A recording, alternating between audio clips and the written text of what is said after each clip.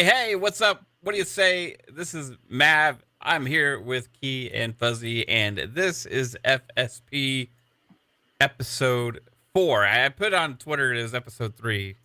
Time's flying by. I can't believe this is already 4. So this is going to be fun. We got lots of awesome stuff. Thank you all for being here in the chat. This is going to be a PlayStation heavy show, and as always, like I said, we're joined by an awesome group here. So I just want to get started like right away because we didn't get like a chance to really say much to each other before we were going live because I was like all over the place today. I was scrambling. I got here just in time. We're a little late to start the show, but I think it's just a few minutes, right? Like I said, welcome as always is Key. What's up, Key? How you doing, man? I am doing wonderful, man. You know what? First of all, let me apologize because I had a whole setup to wear a costume and I got lazy at the last minute. But besides that, I'm doing good. I'm doing good. I'm Yeah. ready to talk some games. How everybody doing this evening? Yeah, I did that last year too, man. I had like, I keep having these plans too, and then sometimes you just run out of time. Right, that's what it was. That's how it is, right? Like you got kids, you got stuff to do. You running errands. My daughter's having a sleepover tonight. Like you gotta kind of pick up the house a little bit. You know what I mean? Yep, Like yep. gotta go run errands. Got some fun stuff for them to do. Time gets out of hand. Then we go through a drive-through to grab something quick to eat because you didn't make time to do anything else, right? Then they give Trust me. somebody your food on accident. I mean, stuff happens. Yeah, it's just one of them. I get it. Trust me. Yeah, man, it's crazy. I think. By the way, shout out to McDonald's. Um, I think McDonald's is the thing I regret getting every day. I just kidding. I don't get it every day, but like when you get it, it's like, man, why the hell did I make this decision? But then you go back Yeah, because it's so easy, right? right. Yeah, I quote me on it, clip it. I don't care, but I really hate McDonald's. Oh, me too. I Me too, really man. hate McDonald's. I guess I'm a Do Wendy's you type ever guy. still get McDonald's though? Yes, every time I pick my 3-year-old up from school, he gets in the car. I pick him And up. he wants Hey, how chicken was school? nuggets. And he's like, McDonald's, please. That's the first thing he says. Yep. McDonald's, please. So it's like every time I pick him up, I have to take him to McDonald's. And my wife always yell at me because she's like, when I pick him up, I'm not taking him to McDonald's. Yeah. She's the one that's gonna say no, right? Yeah, so she's gonna It's have to hear the screaming and the crying and the yelling for like 30 minutes. it's the way it is, man. Like I don't know, dude. I feel like our McDonald's by us, like the close one, has two rules, right? They're not allowed to serve hot food, and the second rule is when the people at the window that are handing you the food aren't allowed to speak. Yep. They just aren't allowed to speak. You remember, like people used to be like really nice to the driver. Hey, here you go. You have a great day. Like, hey, Yeah, enjoy yeah, your thank you. meal. Yeah, there Yeah, you but go. here it's like they're pretty much just throwing the bag of food in your car window, and it's like, get the hell out of here. You Yeah, know? I went to McDonald's. Right quick, funny story. I went to McDonald's and I pulled up to get the food, and I hear the lady in the background like just cussing up the store, and she like, well, god dang it, he about to push my a boop out the window, and I'm just pulling up driving like, okay, like I don't know if I want you playing with my food and you upset. Yeah. I get it though. Like like they ain't getting paid as much as they should. They're there Yeah, because they, you gotta be. You're trying to do your job, and it's like, okay, I'm just gonna do my job and move on with the day. right. But remember the Smile commercials? Yeah, we don't get Like those anymore. no, we don't get those anymore. That think they had an image shift. Hey, Fuzzy, how are you doing, man? Oh, I'm doing pretty good. Enjoying your McDonald's stories. Mine aren't as funny. For now, with my boys being a bit older, it's like, come on, we want to go to McDonald's. Like we'll pay, we'll treat because they I guess they want to spend their allowance on it, but they know Right. I'll wind up paying for it. But it's one of those things where it's like, yeah, I know it's not a healthy choice, but at least the food out here, they still do hot fries. They change the oil and stuff. It's not as good as it was when I was like a little guy. When I Yeah. remember how they used to taste, but yeah, it's it's not too bad. But yeah, I prefer Wendy's a good bit Yeah. more over it, or even Burger King, believe it or not, because of onion rings. But Yeah, I've been doing good. Been so much gaming news, and I've been playing so much Insurgency. So if anyone Yeah, following man. me, if you've seen the clips, Keep those it's clips coming, dude. Are those like from the co-op mode or the multiplayer mode usually? just the co-op. I suck at the PvP stuff, but Yeah. as far as co-op, I can hold my own. But man, sometimes I can't get the clip recorded the way I want. Like since my external keeps on disconnecting, I just have it where it's the internal clips that I'm uploading, and a lot of times I wind up missing like, oh yeah, I just killed like 5 guys in a row, Yeah.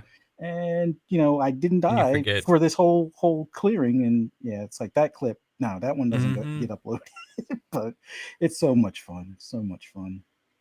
The thing I forget to do is record when I'm playing because like I'm used Hmm. to streaming so much, right? That like when I'm not streaming, I forget that I can just sit there and record the gameplay. Hmm. But honestly, like if you do directly from the Xbox, the capture system they have, that gameplay is usually the highest quality Yeah, if you can get if it works, right?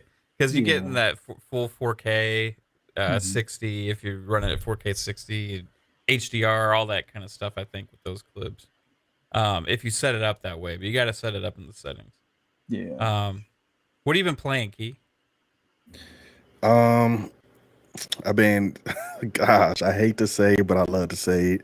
I've been really into that Guardians of the Galaxy. I'm Nice. glad I picked. Guardians, yeah. Yeah, I'm glad I picked it up. I know last week I was trying to get through Cana, I was trying to get through Far Cry, I was going back and play Death Door, which we'll be talking about that in a moment.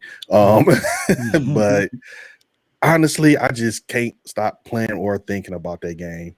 I can't. It's great, isn't it? Like, story wise and stuff. It's just kind of engaging.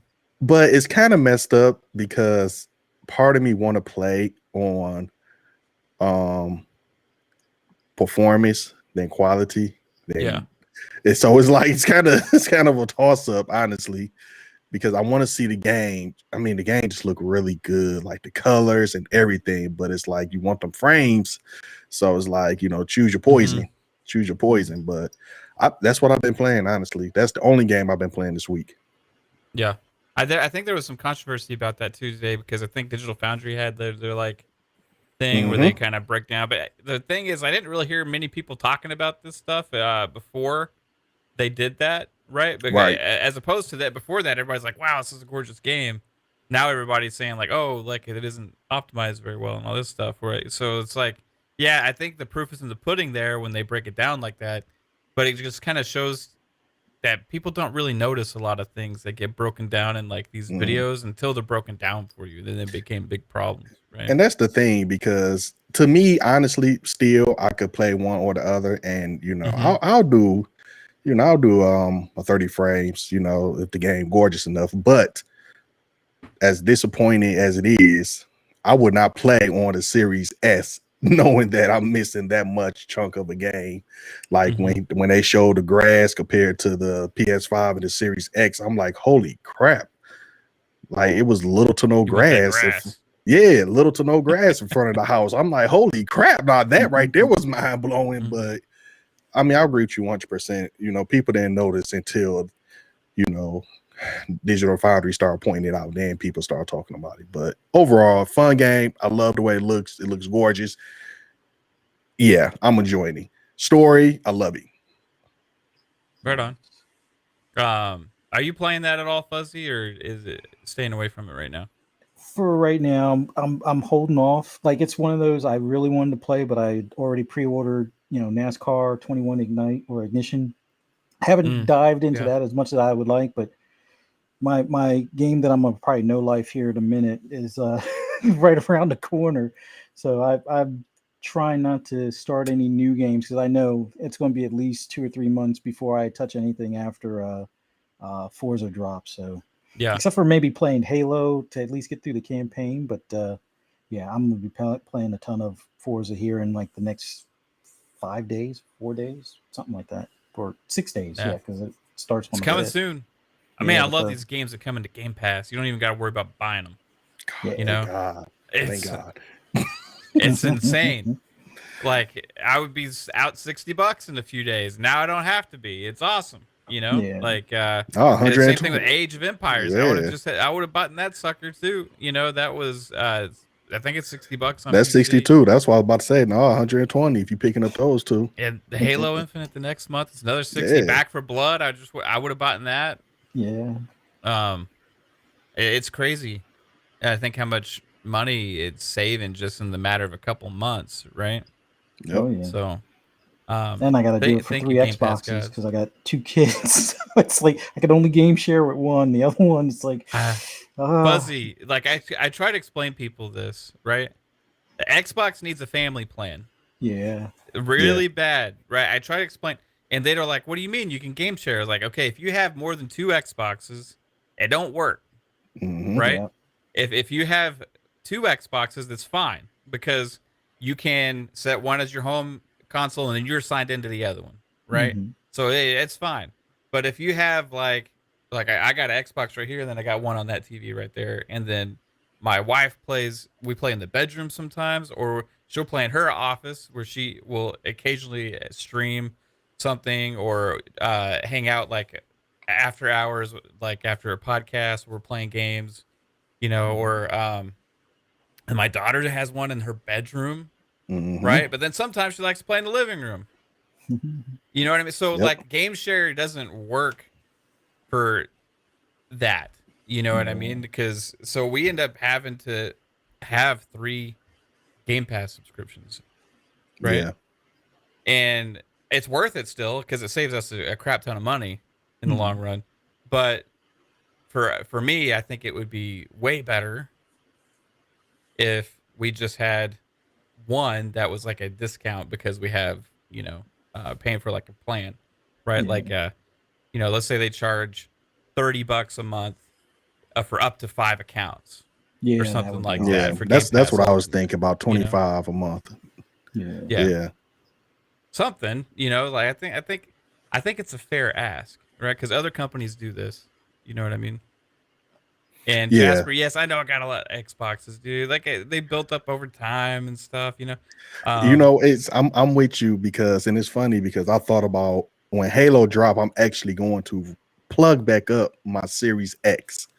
Yeah. And I want to play it on there just to see how it feels and look. But no, I'm with you. You know, it's like I have 1, 2, 3. So I have 4 Xboxes and 2 PlayStations.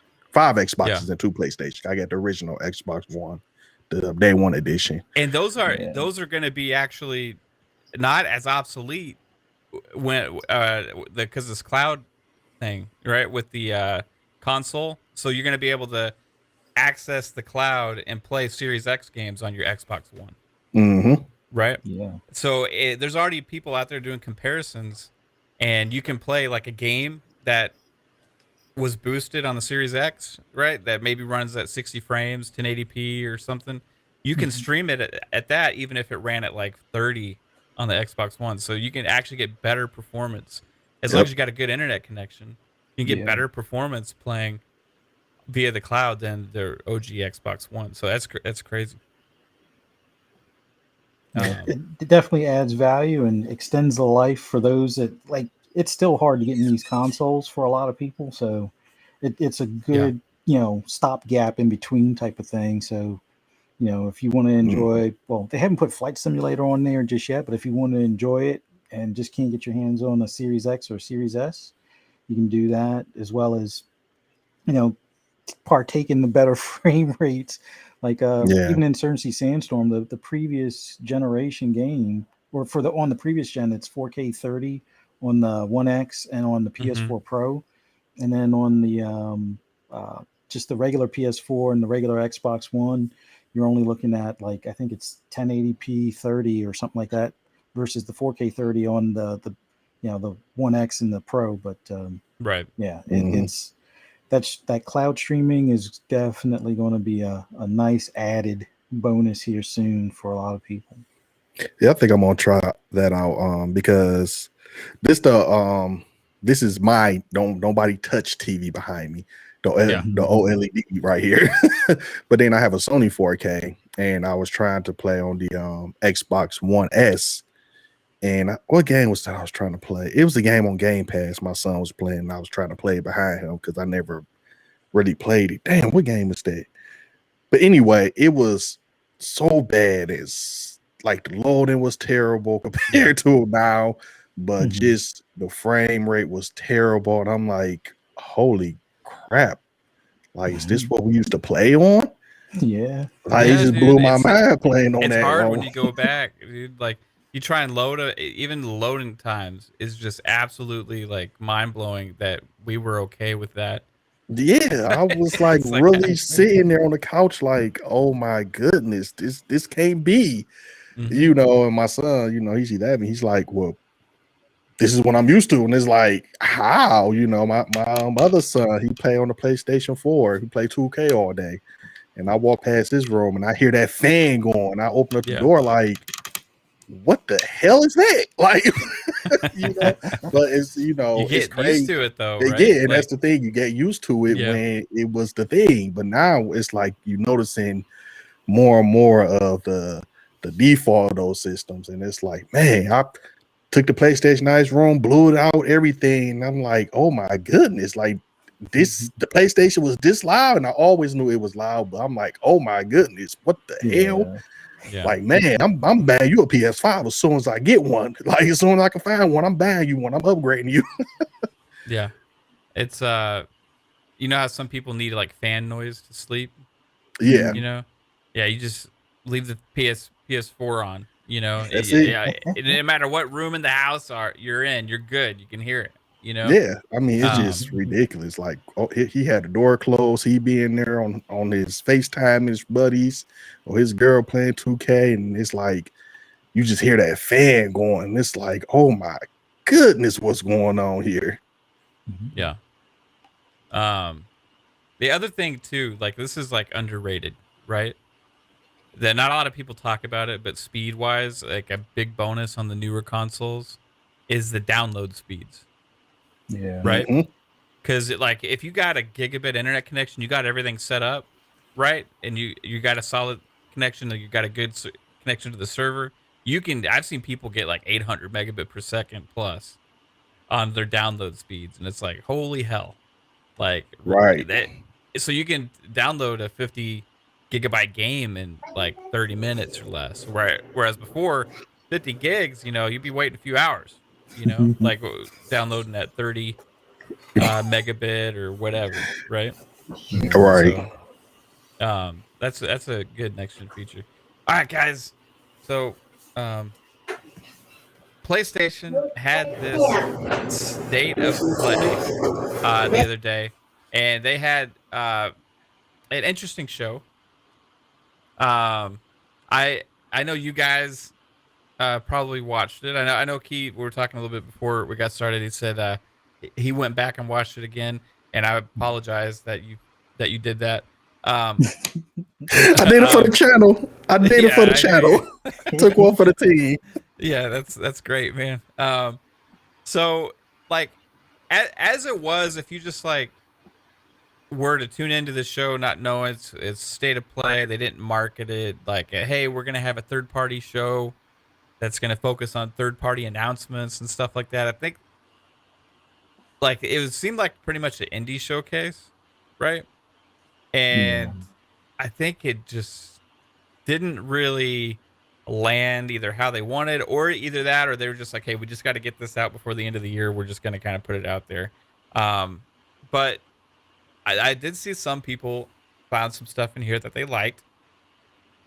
So we can kind of run down through these. I'm curious what your overall impressions are of the show. I guess we'll start with Fuzzy here. Like, did you catch the PlayStation State of Play? Oh yeah, yeah. I see when they made mention that it was going to be like third party. I just assumed that okay, we'll get some more Call of Duty Valor or Vanguard, not Valor. What am I saying? Because they have the marketing deal, so I figured, oh, they'll be like, oh, this is a special mode just for I thought we were going to get Call of Duty too. Yeah, and then I thought they would show, maybe the what do you call them? Grand Theft Auto 3 at least 3 out of the trilogy, Mm-hmm. because they're going to have that in PS Plus, I think, in January. So I figured they would at least make mention of that or show something about it. Um, and then I was hoping, other third party stuff like maybe some Ghostwire Tokyo or Pragmata, the Capcom game that's like in space kind of thing. I was hoping we might see some more of that because I'm hoping those come, early next year. But from what they showed, I mean, and I'm not going to poo-poo on any of the games they showed because they showed Death's Door, which is it's awesome that that's now coming Yeah, to PlayStation because I know a 100%. lot of people consider that their game of the year. So it's for anyone that's a old school Zelda fan, it is definitely a game that you're going to want to pick up.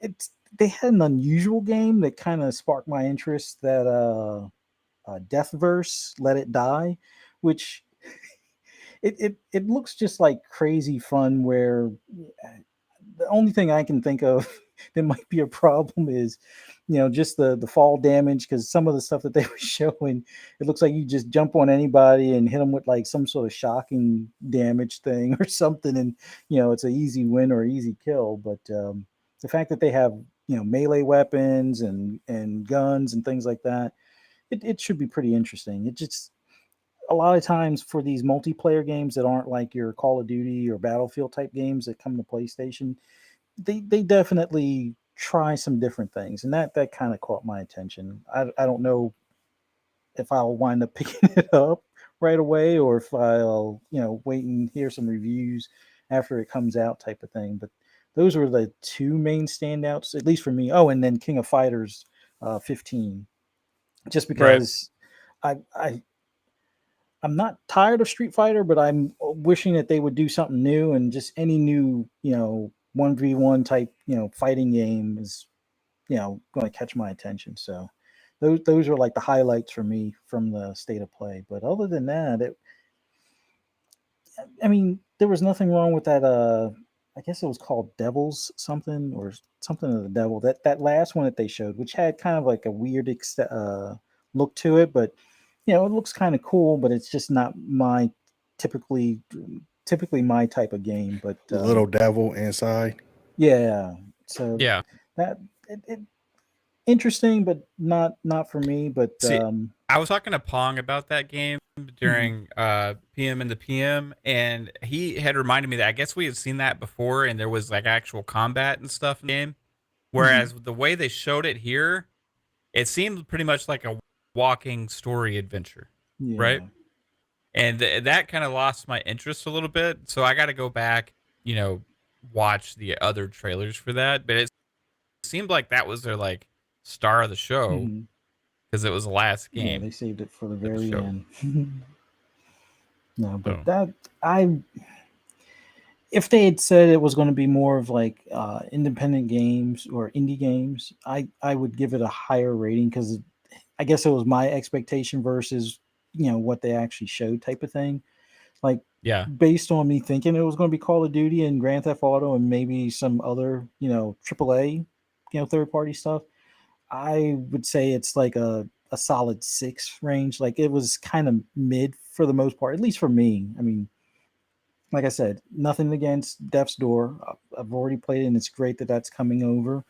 Um, and then yeah, like you King of can't Fighters underrate and that stuff like because that. like, let's say like a huge PlayStation game that was I'll use one that's not as big or Mhm. as well thought of, but if they announced Fist, right?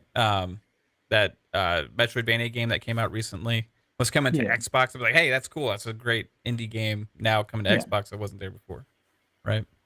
yeah, So we can't like overlook that. hmm, Death Story, I think, is on a lot of people's game of the year list. You know, yeah. No, but I was expecting a different showing, so it was some disappointment, but it wasn't a bad show, just not kind of what I had in mind. So that was just my takeaway from it. If they had, I guess, prefaced it a little bit better, where it was like, okay, we're gonna, you know, give a solid showing to third party this from smaller teams and things like that, then oh yeah, that was definitely uh, an on point and to be expected level show. But when they just said third party, knowing that they have, Vanguard right around the corner and GTA 3 coming to PS Plus, I was like, yeah, Yeah. we'll see some more of that, and didn't see any of that. So that's all. Yeah. I think it's a matter of, like you said, expectations. And also with expectations, like people have a reasonable expectation of what to expect from a state of play already as well, right? Because they do several of these, and you kind of come away knowing what to expect from them. And some of them have been long looks at individual games like Horizon Forbidden West or, Deathloop, or um, they had one for what was the other um, game, that a Ratchet and Clank. They had Mhm. one just for that as well, right? And then they have the other ones that are kind of like they show a little bit more like different stuff. But this was not like any things that we've seen before. Instead, this was like one of those like, hey, this is a little indie showcase. I think this would have been better served just dropped on the YouTube channel or something like that. Is like, hey, this is just a here's some games to look forward to coming for PlayStation. That's it. Don't advertise it as a state of play. You know, that's kind of like what I think set a lot of the expectations in the wrong way, especially when they made the announcement, like you said, of the third party. Um, Yeah. Key, like, what were you expecting from this show? Did it give you anything that you were looking forward to? Um, Besides, it gave me a open, sad space inside of me. No, I was no, honestly, like all jokes aside, and I made a tweet about this because I didn't get a chance to react to it when it released. So it was like super late when I actually sat down and seen it. And I mean, I guess you guys said it. Like, I think the problem here, well, okay, so here's the thing, two things. I think one, I think we really do expect a lot out of PlayStation when it comes to Mm-hmm. state of play, especially, just the recent one we had where they dropped Spider-Man, Wolverine. We got a little more Gran Turismo gameplay. Like, I think we really do expect a lot out of the state of plays. But also the tweet I made, I was asking, like, I feel like in a way, because of the weeks that Xbox have had and even Nintendo, I feel like PlayStation in a way was kind of panicking. So they just want to put something out there to get people talking about PlayStation again, or at least on Twitter. Because when they announced State of Play, I mean, people was talking about left or right, left or right. Then it died down. Then the day before, people started back talking about it. So I think, and it could be a stretch, but I feel like they might be panicking a little bit, and which I'll go off into that later. But Five Nights at Freddy's, I like how they look. I did a reaction to that one. I said this will be my first time playing Five Nights at Freddy. Although my son played them all on the computer. Man, I just love how the lights look. The neo lights, and because they're inside of a mall or something. So it's like, man, everything to me looks great. And I can't wait to see. Hopefully they'll have retracing and maybe a 60 frame at the same options. I doubt it, but I want to play that game. I am going to play that game. Day one, I'm going to pick it up. Kings of Fighter looked good. When I went back and watched it the second time, I was like, damn, this game actually looks pretty freaking good. And I haven't played King of Fighters in forever. Yeah. So that was something that caught my attention a little bit. OFK, Oh, that's I like, Pong's game right there. yeah, I like that. I like that. When I first seen it, because they showed it at E3, right? I think that's when I I have no seen it. clue. Yeah, I think they showed it at E3, and I was like, man, this game look dope. Like, this might be a sleeper. And then watching it again, I'm like, yeah, like this is a game people should keep an eye on. Just kind of like Death Door. People didn't expect Death Doors to be that good until they get it. So Right. I think this will be something else people will talk about. Overall, I wasn't disappointed. But at the same time, I was just more wondering what the hell was the purpose of that? Because when y'all drop State of Play, it's so much power behind State of Play. When you drop State of Play, 50, 60, 70, 80, 90,000 people is going to tune in to PlayStation to watch it. Yeah. And it's like, what was the purpose of that? You guys could have just dropped videos here and there. And, you know, it could just be them showing love for the third party group. But I just didn't get it. I didn't get what was the big thing behind it. And Death Door, even to that, I'm glad it's come to PlayStation because, like you said, to a lot of people, that is a game of the year, not just a nominate, like period. Game of the year to a lot of people to this day. To this day, people still talk about that, you know. And so it's good to see that, you know, the PlayStation family get to play and now to see what's that about and be part of that conversation.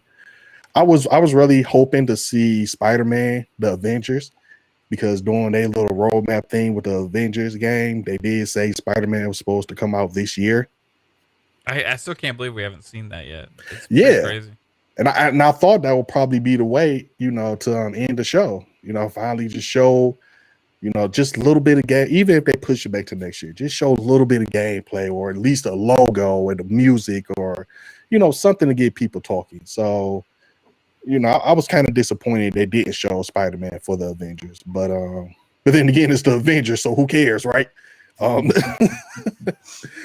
But sorry to the Avengers fans out there. I know you guys probably love the game to death, but honestly, I was just pretty bummed out. But again, I was just more so wondering what was the purpose of this particular state of play, because there's so many third-party games y'all could have announced. Resident Evil, you know, or you know, y'all could have came out with something like that. Or I see people talk about Star Ocean, which was the good thing. A lot of people was talking about that, but you know, Square Enix, you know, y'all could have dropped some heat. You know, Capcom could have dropped some heat. And I don't know. I'm just completely lost on what was the whole motive behind it. Like I said, it could just be them showing love to third party, or it could be a panic, or it could be nothing.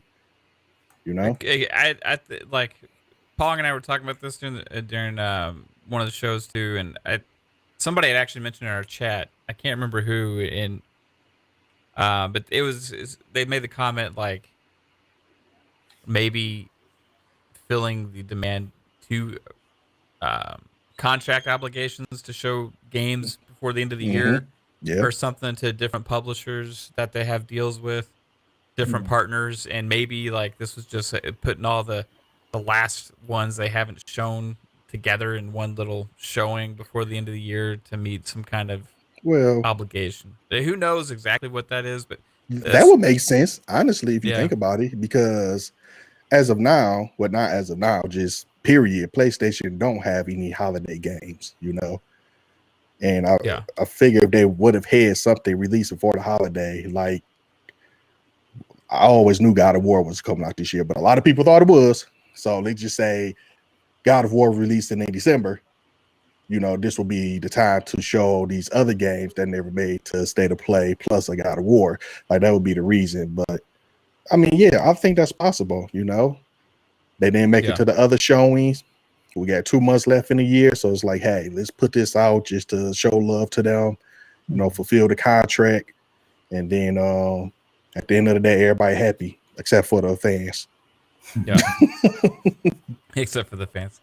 Yeah, and I don't know if that's the reason why. It's just it's just a hypothetical, because it did, like he said, it did seem kind of like pointless in a way. Like there's a lot of ways you could have put these games out there. Like usually when you have like something that you're promoting like this, without saying like it's an indie showcase, they're kind of promoting it like it was like, hey, like one of the regular state of plays, right?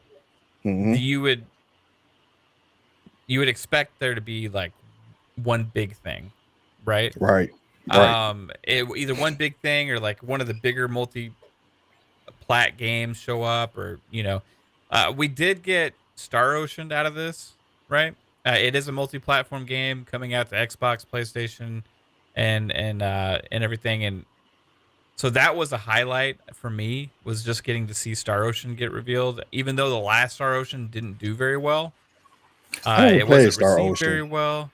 Yeah, Star Ocean 4 was my favorite. It was excellent. Then the last one kind of like disappointed a lot of fans of the series, and it didn't get received very well.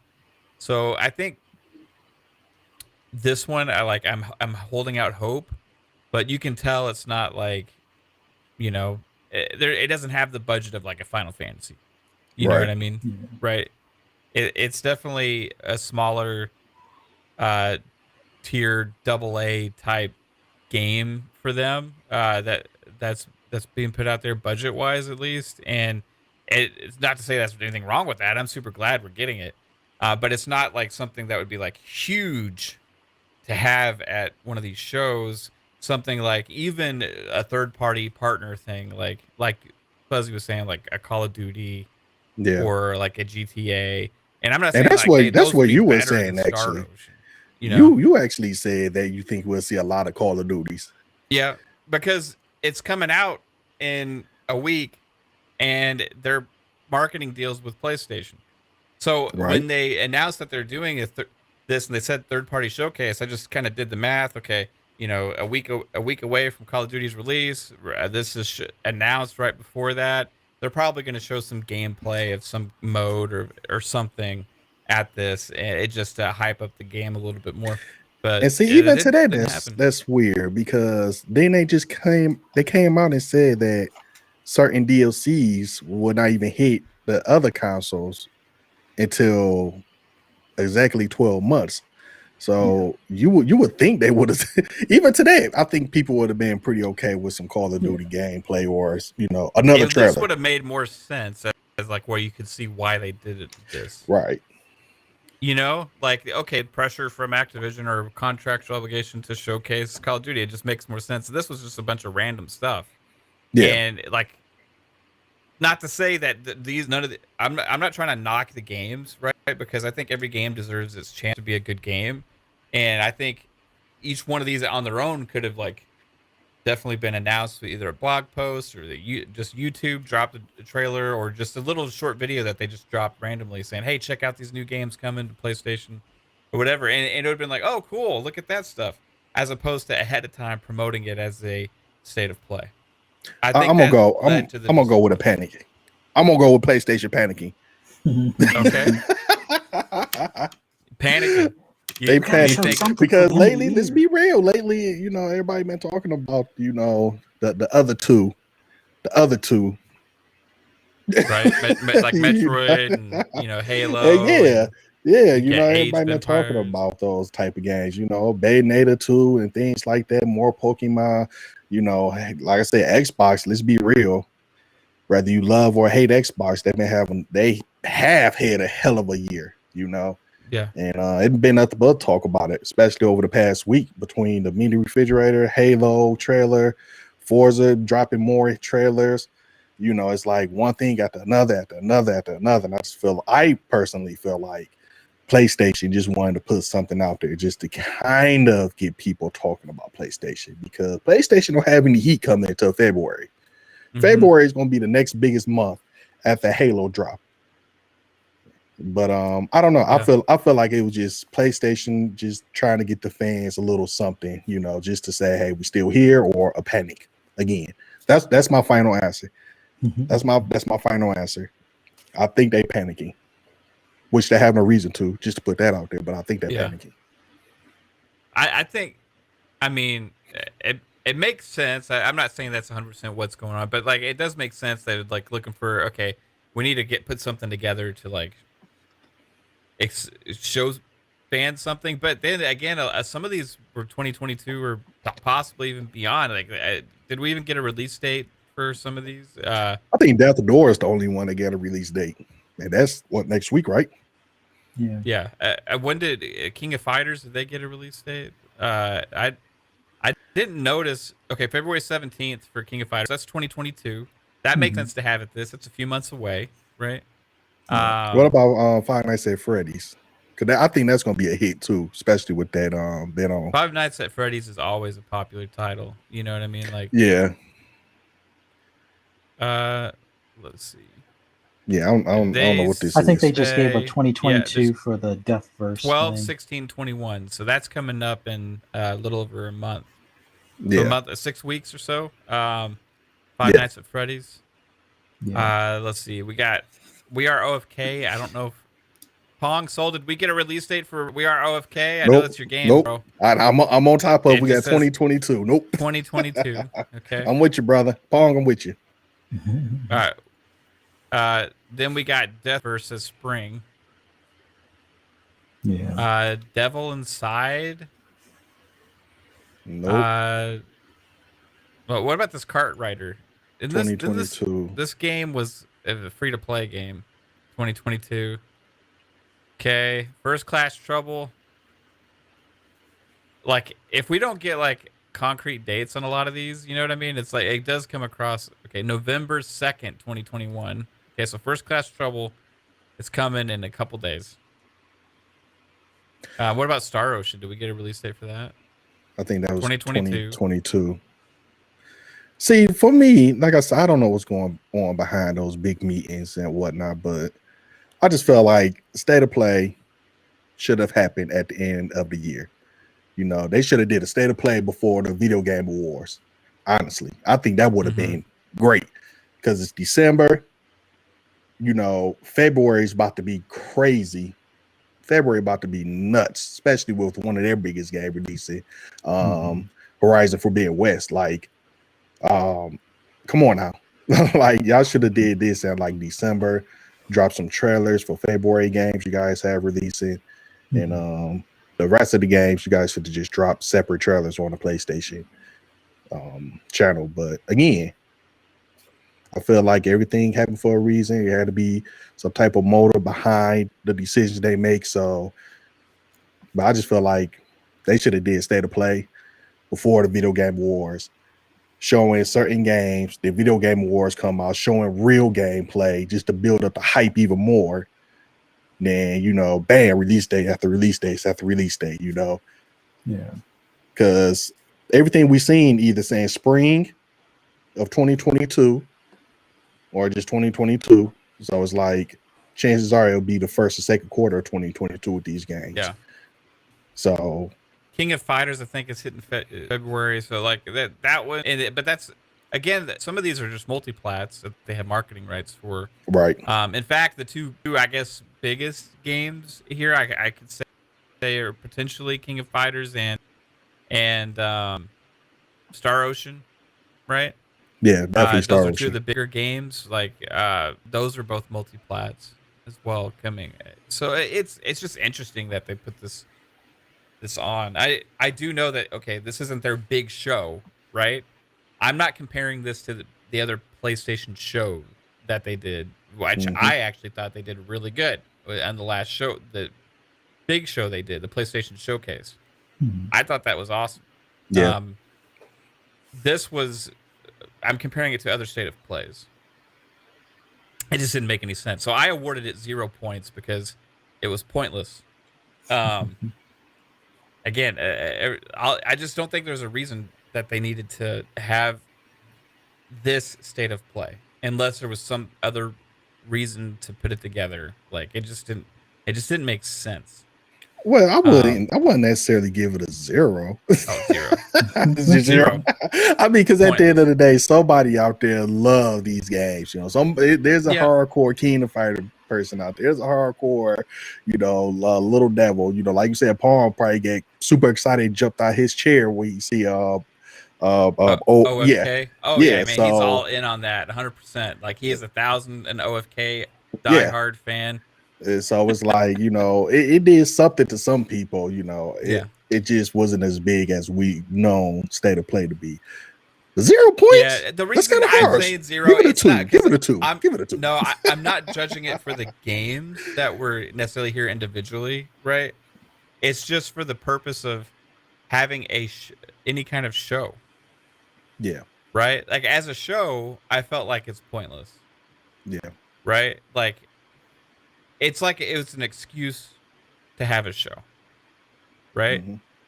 And for me, it's like I don't want like out of all the times that I praise PlayStation's marketing, I'm like, hey, like man, Xbox, like they got to do like more like PlayStation sometimes with the marketing department because like PlayStation only shows you things that they want you to see, and when they're ready to show them to you, they'll like hide things, or they'll reveal things really early and show you like vertical slices that blow your mind. Like they're really good at generating this hype and excitement of selling that premiere experience, right?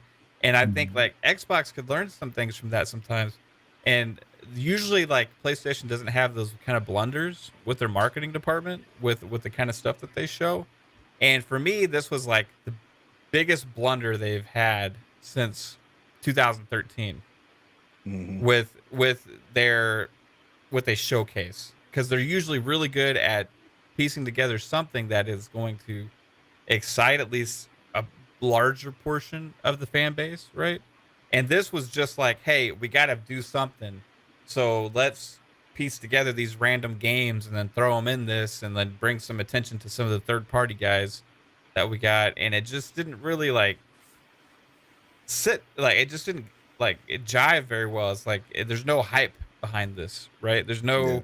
no reason for it to be a thing other than just bunch of trailers put together that are random games. Like, they could have easily made a blog post or just dumped these on YouTube instead of promoting a third party thing, third party Hmm. partners, announcements, right?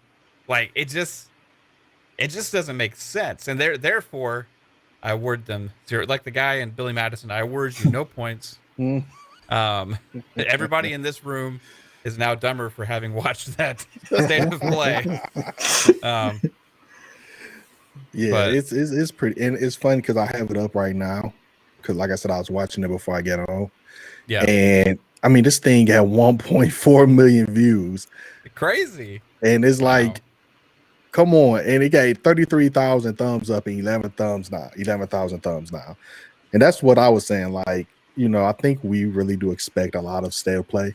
So when they announce it, it's like, oh my goodness, we got to figure out how to watch this. Whether we at work, school, changing the kids' butt, changing diapers, like whatever. Like we got to figure out how to watch this, Mhm. and it's like for them to do what they did, it was like, man, that was whew, that was brave.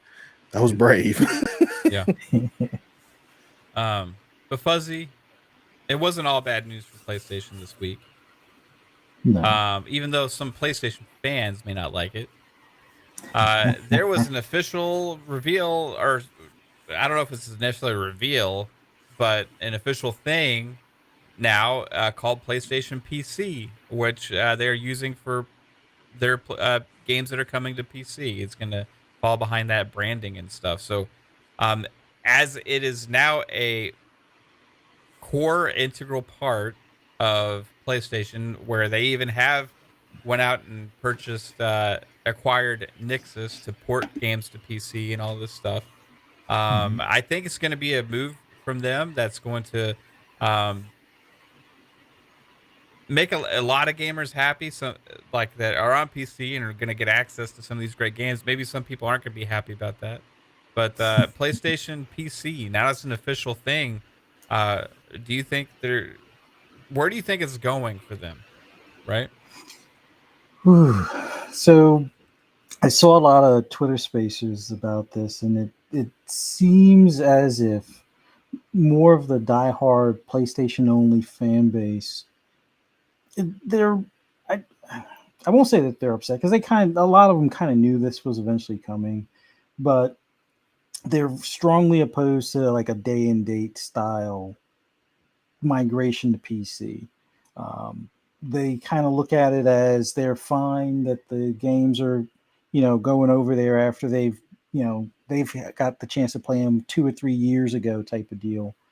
And there seems to be this other thought process where somehow by them porting games, like if it was ever to be a day and date situation, it would degrade the quality of the games because, as many studios will tell you or studio heads will tell you, focusing on one platform makes it easier as far as, nailing down everything on that game, getting it as close to perfect as you can. But with them having Nixus as a studio, or studio support, I believe they have like over 200 employees. It's either you have all 200 of those employees kind of have the ball handed off to them or the baton handed off to them once the game is completed for PlayStation, or during the completion process, they can work on the back end of things as far as the port without it taking away from the resources of their primary studios, whether it be Naughty Dog or Sony Santa Monica or Bend or anything like that. But it as someone that has both consoles and someone that has a PC, I like the double dip aspect that Xbox does right now, where if you buy like Flight Sim on PC, it automatically gives you that same copy or rights to that same copy as it would on Xbox, and the same thing with like Forza or any of their first party. While I would love to see that on PlayStation, I know PlayStation very rarely gives you anything for free, so it's one of those deals where you're going to have some loyal fans double dip, whether they do a delayed process, whether it's a couple of years, a year, or 6 months down the road, um, where they buy the game on PlayStation, play it, beat it, get their trophies, and then look for, if I don't know if PlayStation's going to bother doing this, but having a trophy system that may be able to look at those games while they're on PC, which would be nice. And I know a lot of people would probably enjoy that just to kind of build up their trophy numbers and stuff. But it, I think it's a good thing in general, just for the fact that now more people will be able to enjoy the game, especially considering that they've taken some of their games that were supposed to be just PS5 initially. The we believe in generations thing, Yeah. like GT Sport and um, what do you call them, Forbidden West, or actually, yeah, Horizon Forbidden West. Originally, those were kind of portrayed as PS5 only or PS5 exclusive, and I know the devs, Guerrilla Games, had said something about like how the PS4 hardware kind of limited their ability to have like a flying mechanic in the game. So it's like with better hardware, or if the common denominator wasn't the PS4, they may have had a flying mechanic, as opposed to like with the way we have it now with Forbidden West, with PS4 still being in the mix. We have a glide mechanic, which that's fine. But if moving forward, if they want to be able to, keep a certain standard for PS5 games, they could set the minimum spec for the PC end of things, where it's basically on par or better than what the PS5 can produce. So it's like require SSD, require at least 16 gigs of memory, things along those lines. They should be able to use those as baselines. But God of War coming to PC, for any person that hasn't bought or hasn't played it as of yet and hasn't bothered getting a PS4 to play it, or even been able to get a PS5 to play it in the PS Plus collection, having it go to PC is an awesome thing. Yeah. And I think in the grand scheme of things, the closer they start releasing these things, not whether it's day and date, it doesn't matter to me, because I'm gonna probably wind up buying a PS5 particular game. If it comes to PS5, I'll probably buy it there first if it comes there first. But if there's the potential for a whole mod community or a whole mod scene for that particular game, then I might hold off and wait until it comes to PC. But overall, I can't see any problems or ill will in them going to PC. I think it's a good thing. I never understood the teasing or the poking fun of Yeah. when Xbox did it. It's like, oh, your console is irrelevant. I could Yeah. just build a PC and play your games. It's Well, like, to speak on that, Fuzzy, those people should be extremely happy, yeah, right? because they already got the PC They now. got the PC now, right? So when they start dropping these games day and date, they don't need a PlayStation either. They can just have the PC, and they can save money, right? Yeah. So shout out to those guys. And guess what? If they're selling the games, do they care that much? That's where it's all going, Yeah. right? Like, I think Jim Ryan said that they're they're realized now or something, they're in a place where the hardware is kind of capped, right? Hmm. For where they want to go, and they're looking beyond the hardware now. Hardware sales are not the end all be all for the success of gaming platforms, which sounds very similar to Xbox, right? Of 2013 and beyond, Yeah. So it's really interesting how that change has taken place. Now, are they going to just dramatically shift overnight? And no, right? Because they've been taking steps ever since the PS5 launched. Yeah. At first, cross-gen games, right? Games are that were only going to be in PS5 are now on PS4 as well, right?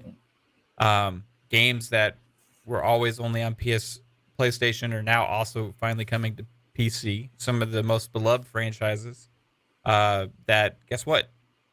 They're going to sell a lot of copies now because they're coming to PC. And there's also going to be a lot of gamers that never have PlayStation that only play PC games are going to try those games out. Yeah. So it's a win-win. They're going to get more investment from Sony in more games because of this. Key, we talked about this like actually I think last week with the God of War for PC announcement, right? But this is even taking it further now because you got them actually branding PlayStation PC. So with that, you got to think they have grander plans, right? Xbox doesn't even have a thing called Xbox PC, right? Like um it's just kind of interesting like where this is going. Do you think that eventually they may kind of do like the next what's the next step? I don't know. What do you think? I don't know. I feel like, first off, I am extremely happy that some of these games are coming to PC. Let me get that out there. Because just like, I think it was Psychonaut that made a poll about Age of Empire and the control scheme and whatnot. Like I was saying, it's certain people out there that would not touch a controller at all because they're hardcore PC and vice versa. And so, but just to go back to what you were saying, I think that I think it's good. I wonder where are they going with this as well, because it's a big thing. PlayStation is a big company and they have a lot of talent behind them. And now you guys have a official PlayStation PC, and that's why I was saying last week, I wonder if it's going to be like a PlayStation store somewhere in Steam, or it's going to be part of Epic, because PlayStation and Epic got their little tight relationship thing going. I don't know where they're going with this, but I like it. Because let's be real. The reason we buy these new consoles is to get better performance, better visually wise, better details, gameplay, whatever you want to say. That's why we buy these new consoles, because we want the best of the best. And games like that are really meant to be played on PC, because my gosh, can you imagine how these games about to look running on freaking mech settings? Like, man, it's gonna melt your eyes, but in a good way, because PC have the hardware and the power to run these type of games. So I'm glad they finally, seeing the light, decided to put some of these games, which again, we already know games won't be coming out, the same time as PlayStation. Let's be real. For Horizon, for being West, it'll be 2 or 3 years before it even hit PC. But for PC gamers, it's coming, and it's gonna be the best way to play it. And so I think the PC community is really happy with this move, and they should be, because like I said, and all of us here, a lot of us have a PC, rather you can run a mech setting or have settings or whatever. 9 times out of 10, we have a gaming PC, but we still prefer to play on Xbox and PlayStation.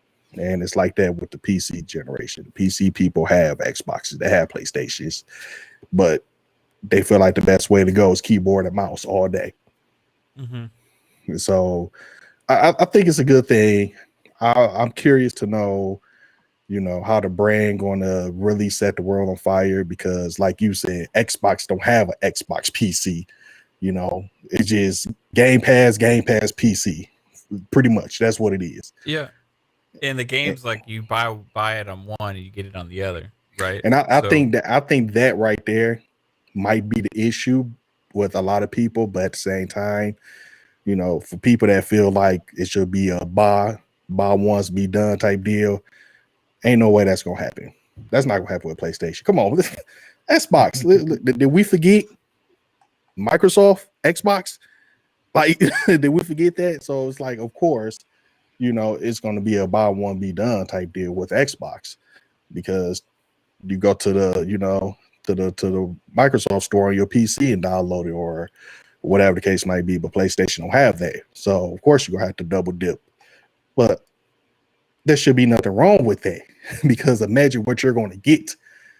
Your first time playing those type of games, man, you're going to be happy. You're going to be happy to dash out $60 the next go around because you about to get the best looking running game possible.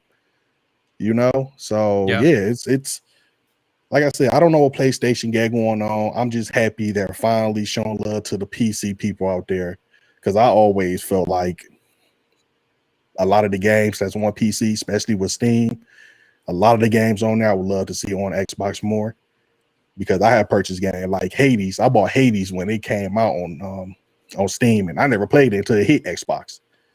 You know, yeah, so it's like it's a lot of games I want to see going both ways. But I'm happy for the PC community. I'm happy, and you know, I get why people worried. I get why people upset. I get why people don't care. You know, because you got people like that. But at the end of the day, these games are going to PlayStation consoles first. Then 2 or 3 years is going to PC. So it's like yeah. For now, it's I for think the now. gap's gonna close, but we'll see. Like, because right now I think they're focused on okay, what are some of the legacy titles that we need to get there? Because according like Jim Ryan, he was like a whole slate of their games are coming to PC, And and think about it. yeah, Think about the potential with that because, mm-hmm, like he said, you know, during the interview, that's what we talked about our very first episode. You know, what Jim was saying, he wanted to see gamers play more of their games, and this is a way to do it. But think about the backlog PlayStation do have. mm-hmm, Yeah. Like seriously, it's crazy. Think about if you could, a PlayStation can get something going on with Epic where you can play your favorite games, Twisted Metal, Cycle Filter, things like that. You know, on PC that run better. The big thing, it runs better, better frames, yeah. lock frames. You know that the people will be more than happy to buy. I mean, me, I bought Final Fantasy 7 4 times before they came out with the remake. I buy Yeah. it on every console, every generation, and you have gamers like that. Mhm. I still want to see them like take that next step with this, like, and I think this is the first step. You know, going Mhm. back and getting these on PC. You know, creating the PlayStation PC branding for like your games that you're putting on PC, right? And then see how they do and grow that, and grow this audience that are going to be looking forward to God of War now, Mhm. right? Because they've gotten a taste of it. They're going to Yeah. be looking forward to Horizon Forbidden West. They're going to be looking forward to potentially a new Days Gone at some point or Well, whatever, we got right? Uncharted. Don't forget about Uncharted. You know. Uncharted's coming, yeah. So Yeah. I think like they're clearly putting some of their tent pole franchises right in there from the PS4 generation, especially, and we're gonna see how that grows. Now, the next step.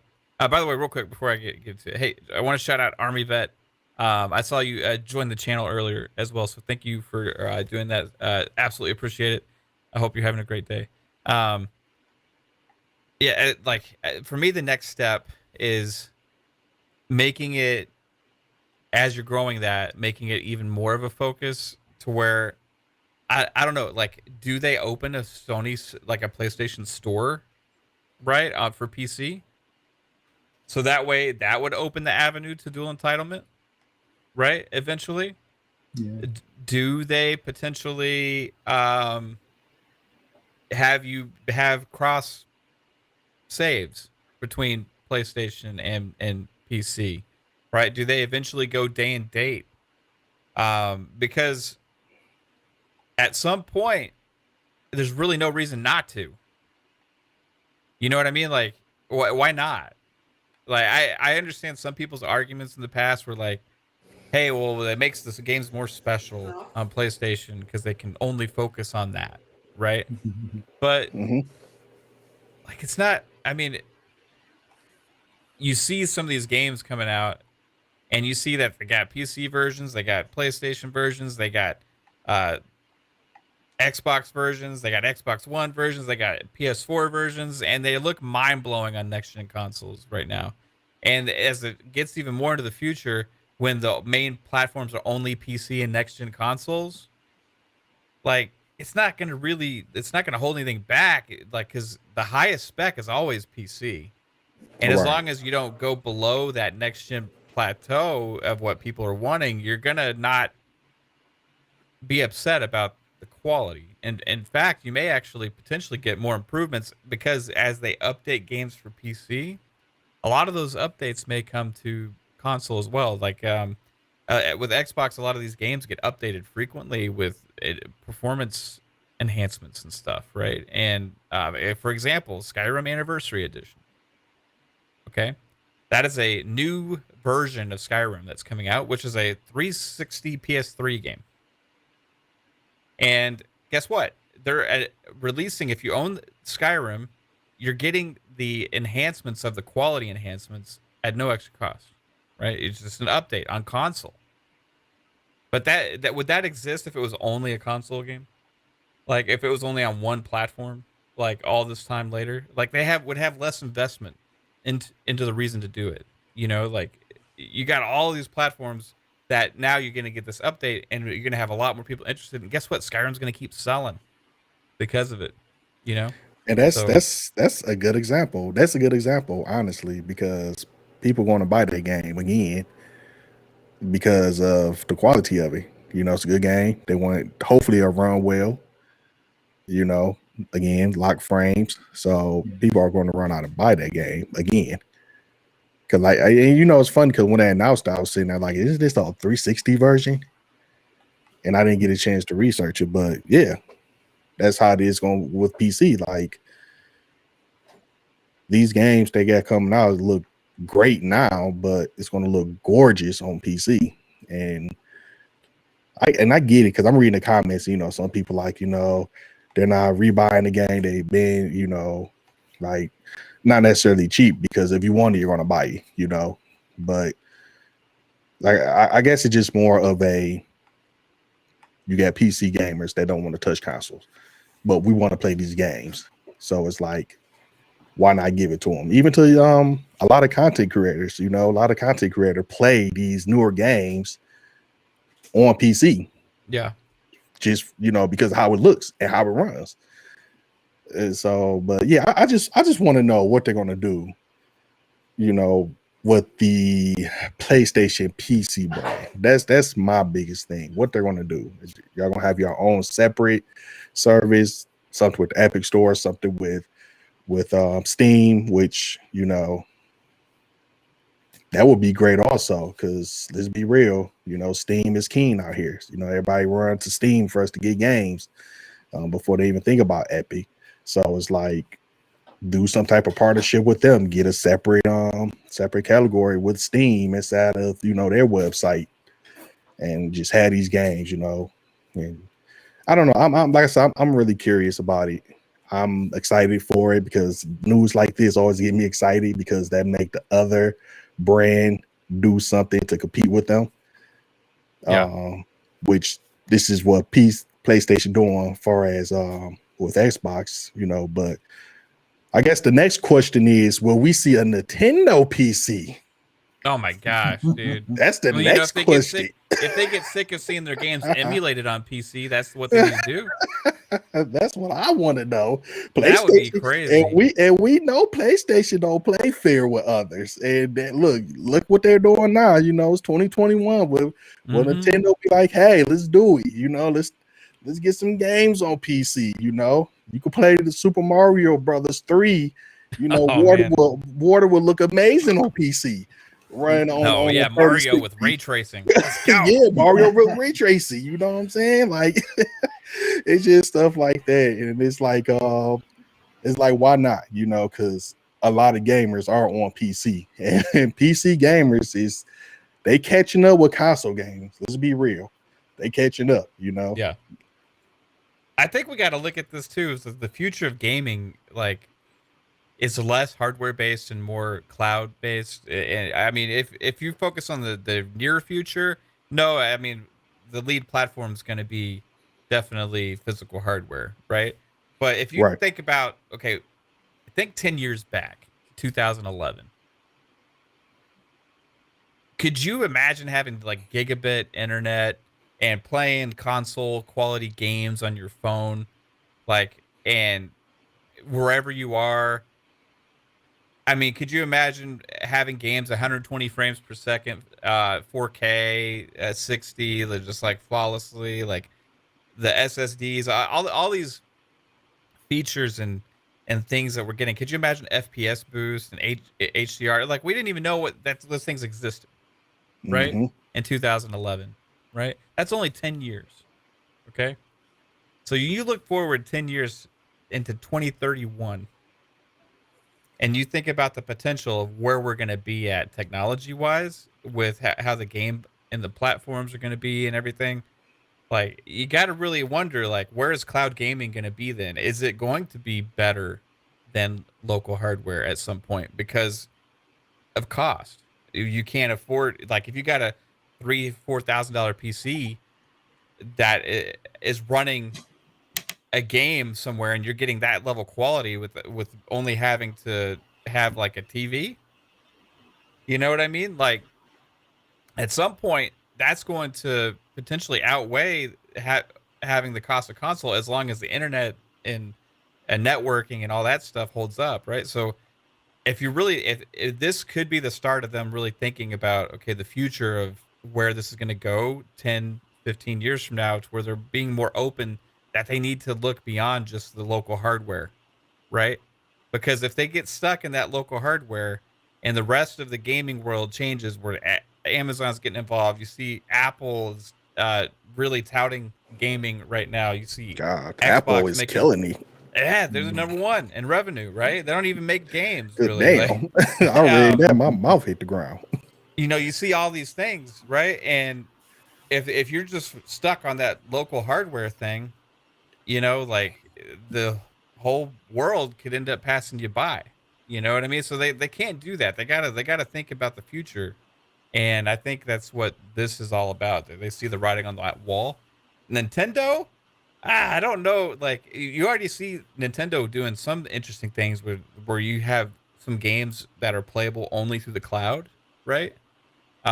Because they wouldn't be possible on their hardware otherwise. They're doing that more in Japan, but I think, isn't the GTA Definitive Edition doing that on Switch? Yeah, I believe Um, so. so that's a really interesting possibility there. And I think people, like, it's hard to see this future because we only can think of things as we know it today, right? Because you can't predict like where technology is going to go, but all you got to do is look at where we were 2011 and where we are now, and then think about where we could potentially be in 2031. And nobody knows the answer to that question. Even these companies don't, but they got an idea. Like, you saw that Xbox put out that 2042, like, gaming in 2042 or whatever trailer, right? Mm. And Yeah. you start thinking about all these possibilities, and it's like, man, what is it going to be like? Like, it's not going to be like it is today. But So it's gonna be interesting. I don't think we'll ever get to a point where console will catch up to PC because man, PC Cloud might, though. That's the and thing. that's the thing. Cloud, that's the thing right there. You know, it might be hard in the beginning because you still have some countries that have a data cap Hmm. or whatnot. But yeah, that's where Xbox is going to do extremely well, which there already is with their cloud gaming. But I don't know, thinking 10 years down the line, man, the PS, because then PlayStation register PS 6, 7, 8, and 9. Um, Yeah, if I'm not and I'm not mistaken. saying local hardware is going to die. I Yeah, think there's always that's a what. market for that, right? Yeah, that's the thing. But it's like, at the end of the day, console would never catch up to PC because PC evolve every other day. Like every other Yeah. day, graphics card coming out left and right. If anything, I could probably see PC for the next 2 or 3 years kind of at a standstill because it's hard to get these graphics cards, or you Hmm. gotta pay, you gotta have some real money for them graphics cards. I mean, good damn, that's like a down payment on a car type money to get a Yeah. graphics card, Yeah. and you Crazy. still gotta get the rest of the components. You still gotta, get the Intel. If you the Intel person, you still gotta get everything to even run it properly. So it's like, I think eventually it's going to be a standstill with PC, but PC will always be more evolved with console. And I Yeah. think PlayStation is seeing that, you Yeah. Where know. where is Buzz, you spent a lot of time, like you said, in those spaces, right? The last couple Mhm. days, seeing hearing some of the reactions. Like, what is the fear? I think, well, some of them were honest towards the end that it's part of their selfishness. They want their, experience on the console to be the premier experience. They're paying the extra amount, like the $10 surcharge or whatever you want to call it, um, for that premier experience. So they don't want, I guess, the PC to be like this distraction for the studios to kind of take away the resources or the focus on making a quality game. Um, I still think Nixus is the answer to that. Like the studios can continue to make the games the same way they would. It's just that Nixus would be helping them on the back end of things, whether that is to push it day and date or whether it be a 6 month to 1 year window, whatever the case may be. But a lot of it was just more so they didn't want Sony divvying up the resources of the studios to focus on the PC port when they're considered the favorite child. I guess is the best way to put it, or at least that's how they feel that they should be looked upon by the PlayStation brand. Um, the other fear I think is, and That no sounds one's like going to a necessarily, disease of like a mental state. You know what I mean? yeah, It sounds like you mean to tell me I'm not your favorite child? You yeah. know I what I mean, mean? Like, I don't want to, you know, put it quite that way, but it seems like the big thing is there's a camaraderie and special feeling amongst the console, you know, group of gamers for the PlayStation brand. So having this, whether you want to look at PC as the stepchild or this new adopted child or something to that effect. They don't like how their outlook for the future is going. Like they're gonna have to share their snacks. They may have to share their room or share TV time or the keys to the car type of thing. So I get it. I mean, it takes away a narrative of haha, I have the best system, but wait, why does the PC get the 4K and the unlock frames and more ambient inclusion and stuff like that?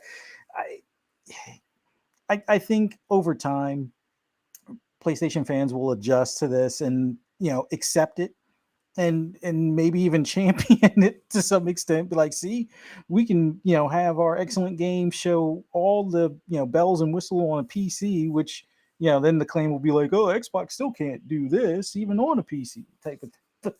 But all of the console warring aside, it's just I think with anything we fear change, whether it's a little change or a lot of change, or it's immediate change or down the road. It's always like an uncomfortable area or uncomfortable zone. And I think that unknown for a lot of the PlayStation cats when it comes to PC now being part of the family or part of the consideration for these games going forward, I can see the uneasiness, and that uneasiness will go away. I don't think the quality or the build time for these games will change much, especially considering they have that dedicated studio to help with porting. Um, I think if anything, it may make the window or the lines blur between PC and console a bit more, which we've seen some of the benefits of that on the Xbox side. Like Gears Tactic. If it wasn't for Microsoft's focus on both PC and console, I don't think we would ever have that on console. I don't think they would really push further for an RTS on console than what they've done with Halo Wars or Halo Wars 2. So do we get, Age of Empire down the road? I think we do, because it's kind of one of those things where it's in the plans. It may not be the immediate plans because it is quite a bit of effort if they're going to do a whole controller layout or controller scheme for a game like that. But we got Flight Simulator, which has so many different controls that you kind of have to go through a couple of different menus if you're going to use it on controller or on Xbox versus, on my flight stick, I have, 15 buttons compared to 11 buttons type of thing. So it's like there's so much more potential in things. Like I'm actually looking more forward to something like Gran Turismo 7 being on PC. And it's not a slight at my PS5 in any way, but I know I can have a much easier time creating a paint scheme I want if I can figure out the upload file or figure out the skin file for that, instead of doing it the paint work in their paint shop. I can do it in Photoshop, have a higher res graphic that I downsize or down res to fit whatever the scheme is for the game. So if 8K is what they have the graphical level at, as far as graphical detail for like skins of things, I can go beyond 8K on my Mac or on my MacBook Pro, and then just have it where now it's like with the EPS files that you can upload on their website. I can do so much more with my paint schemes. Now, I'm not worried about sharing them. If I'm using the logos directly from McDonald's or directly from Staples or whatever the case Mm-hmm. may be, it's not like, oh, well, I can, share this design and benefit. Like in Forza, I know that's why they don't want to do like the importing and stuff like that. But when the game is on PC, you have so many more options. And then the modding aspect, not modding for the fact of like Gran Turismo, but I know there's going to be tons of people that are going to have, instead of Kratos, they're going to have Spider Man, or they'll have Super. They'll just, there's unlimited possibilities I mean, look at on the modding. GTA, Exactly. prime example, right? That's Yeah. Like I'm a big fan of GTA on my PC. Like, yeah, I have it on my PlayStation, I have it on my Xbox, but I spend most of my time playing it on PC, playing the single player with all the multiplayer content that they refuse to put in the single player. Uh, I enjoy doing that, where I can actually put realistic car labels and brands in the game. I mean, a lot of the cars look like what their real life counterparts will kind of look like, to point where they are almost ready to get sued type of deal. But you can actually put a Viper in there instead of having the Banshee. You can actually put, you know, I can't think of the other corresponding names for the Corvette or the Porsche knockoffs that they have, but you can actually put those in games. So having something on PC, I think, just extends the life. Like GTA's life cycle, I think, is shortened if it's not for mods. Sure, there's still a lot of people playing online, but I think from a PC standpoint, without the modding community, I think the game has like a lifespan of like maybe 2 to 4 years. Modding community, it has a lifespan, 5, 6, heck, 10 years even. So, but the GTA is kind of that unique, or that unicorn of a game right now as far as that's concerned. But I don't know. I hope that for any PlayStation fan listening, or any PlayStation fan out there in general, warm up to games coming to PC. I think you'll get benefits on the back end. Sure, it may feel a little bit of like a slight that the PC gets the haptic feedback without having to pay the $10 fee, but that's why a lot of people like myself, because Ghost of Tsushima, I guess I'm playing the PS4 version. Mm-hmm. Digital Foundry said there was no graphical difference between the PS4 and PS5 version, really. But the haptic feedback, I'm not going to pay you $10 when I paid $500 for the console that came with the controller. Why am I paying you $10 for the controller to work with the game? But that's a whole nother argument. But that hopefully will inspire them to look at things maybe a little bit differently. Like it's not just, oh, you're an Xbox dude, that's why you're complaining about the $10. No, it doesn't make sense. You bought the controller, it came with the console. Why are you paying more to use the controller you already paid for? PC guys Yeah. aren't doing it. Why are you doing it? But once again, it is what it is. But I think they'll warm up to it. And like I said, in a year or two, when it's day and date, they'll champion it because they'll be like, oh, see, these are the best graphics you'll ever see on any piece of hardware. I'm calling that now, but yeah. Oh, and as Yeah. far as the 10-year down the road, no physical media. I mean, there'll still be like special edition stuff, like you can still get steel Yeah. books and whatnot, but it'll be like PC games where very few are still physical media. You just get a code in a box kind of thing. So, but Right. that's what I see in the future. I think a lot of the games are actually just going to be distributed through the cloud too, potentially. Right? You may not like there may be some a lot of games you download, right? But Mhm. there may be a large selection of games that aren't like as important to have good graphics, like example mobile style games or like smaller Mhm. like family oriented, just like fun whatever games that may just be all through the cloud, Yeah. right? So it's gonna be really interesting. I am curious to wonder why. What besides money, like what will be the purpose to charge the additional $10 The when your competition don't? the the, the accepted narrative was that the devs had to do the extra work to go back to this game to basically turn on these features for this new controller. That's how whenever I would talk to someone that was fine with paying that fee, it was more so that, well, you have to pay the devs for the work that they've done. And I get that. I totally get that. But it seems disingenuous to me where if you're going to make this game carry over to the next generation console, which I just been fortunate enough to be able to buy, why are you going to nickel and dime me every time thereafter? It's like, oh, well, this is an old game that we're porting over, but hey, here's the, you bought this new console tax. Like, really? And I don't want to get into the whole Apple and Android thing because I've have my gripes with both, but that seems like Right. an Apple type of move. It's like, oh, you want the iPhone? Well, we're only going to do 64 gigabytes, or gigabytes as far as hard drive space. So you can, spend, $50 a month for the extra 64 on your phone, so you can store it in the cloud. And it's like, really? No, I just want a 128 gigabyte phone. I don't Yeah. want this cloud stuff. But yeah, it I don't get the $10 tax that they try and do. I get that devs need to be paid for their time, but that's a Sony thing. I shouldn't be paying them. I shouldn't be paying Sony to pay their devs. Sony should just be paying their devs. And It's like, that's hey, you're making the game. This is part of it. and But that's what I don't get because like you say, y'all should just be first off, they should be being paid very well, mhm, bonuses, things like that. But it's like I don't get why we should have to pay. I never understood it, you know. Even with the like you said, Ghost of Tsushima, it was the whole mix up with that, you mhm. know, pay the extra fee or rebuy the game, and it's like, but I already own the game. Why do I need to pay the extra $10 to quote unquote get an extra tree in the background? Like, Yeah. I just never understood that, and I still don't. And what you're There's saying thing, make yeah. There's oh things go like for Death it. Stranding, right? Where it's Mhm. like there's a lot of extra content there.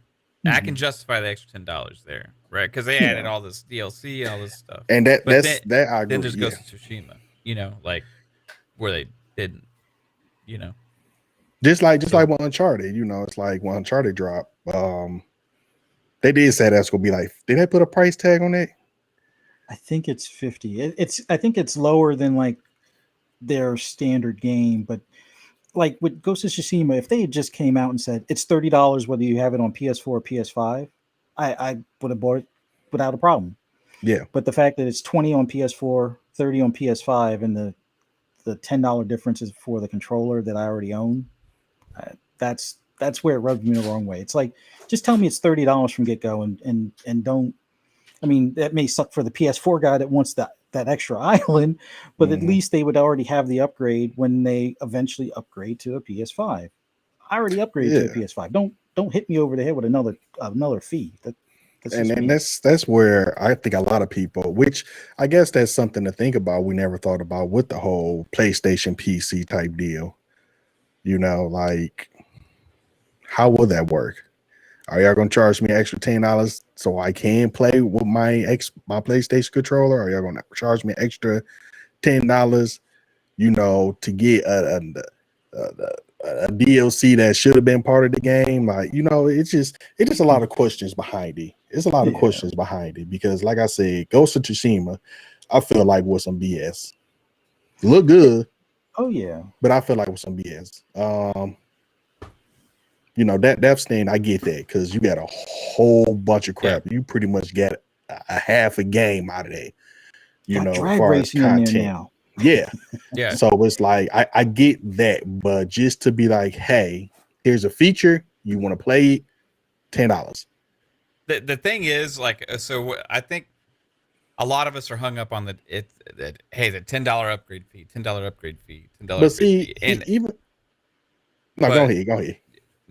That for me, the problem started not with that. It started once Activision announced that last Call of Duty was going to be $70, and all the games media was like, "It's time, inflation. Games need to be more expensive now because everything's more expensive now." And like at the same time, when they're all turning in their earnings reports and profits are like up 100% year over year, 50% year over year, and all of a sudden these publishers need to charge $10 more for the game that is becoming less cost worthy because of less physical media to actually produce. They're unlimited keys that they can create and sell, and we need them to go up $10. Like, especially like, I'll say PlayStation isn't the worst egregious with this because a lot of their games aren't filled with microtransactions like 2K or Activision, right? But like these big publishers, the ones that sell the most games, the ones that have a lot of people just going to buy the games no matter what, are the ones that immediately led the way with the $70 charge, right? And because of the response and a lot of people just like, oh, it's okay, $70, it's time to pay $70 now. Let's just do it, right? That became the stance where PlayStation's like, okay, we're going to charge $70 too. And $70 is the 100% next gen price for PlayStation 5 games, right? They're saying PlayStation 5 games are $70. Hardlining it, when they announced Destruction All-Stars pricing originally, it was announced at $70, right? And then they got a huge backlash, and so they put it in PS Plus. People are like, "What? $70 for that?" You see how they did. So now we get director's cuts and ports because of a lack of games within this year. So they're making these ports and stuff, and it's like, hey, it's a PS5 game because it's updated. Director's cut is only blah blah blah. PS5 it's 60 on PS4, but the PS5 version we're gonna sell for 70. The whole problem is a $70 game, right? If that's the reason why people are having to pay these $10 upgrade fees. It's absolutely like ridiculous that these companies have to charge $70 for their games. Like I said, out of all the companies, I can make a case most for Sony because the lack of microtransactions. So like if you're buying God of War Ragnarok, you're not going to be like, ooh, let me go like see what this loot box is and like go buy a bunch of fake player cards and see who I get today. Oh, like there's a lot less of that stuff, but it's like it's still they're hardlining, right? And unless they soften on that position, everything that's labeled PS5 that's first party, that's one of their AAA properties is going to be $70, and that's why these upgrade fees exist, no matter what the difference in the content is. Because you can see Death Stranding's content You can see Ghost of Tsushima's content. One was added a lot of stuff. One added almost nothing. Right?